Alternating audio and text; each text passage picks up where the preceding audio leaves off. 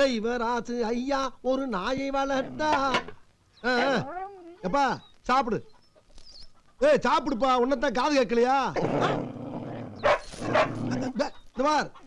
ஐயா ஊர்ல கிடையாது. அவர் இல்லாத நேரத்துல உனக்கு 3 நேரம் கஞ்சி நான் தாண்டி ஊத்தணும் தெரிஞ்சுக்க. ஓவரா குலைக்கிற ஆள் பார்த்து குலைக்க சொல்லிட்டேன் நானு. ஒரே ஒரு ஜாக்கெட் எடுத்து போட்டு சட்னி ஆயிருவீங்க.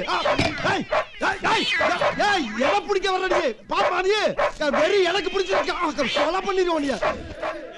சரி, இந்த சாப்பாட மாமாவுக்கு யார்கிட்ட கொடுத்து அனுப்பலாம்?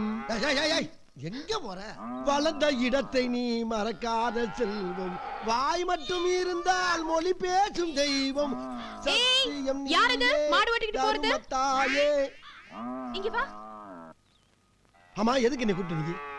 என் புருஷனுக்கு சாப்பாடு கொடுக்கணும். எவன் உன் புருஷன்? தெய்வராசு. என்னதாயி தெய்வராசு உங்க புருஷரா? ஏம்மா இத முதல்ல சொல்லப்படாதா? எம்மா நான் இப்படி உன்ட்ட பேசுன்னு சொல்லி அவர்கிட்ட சொல்லி கொடுத்து என் சோழியை பிடிச்சிடாதப்பா.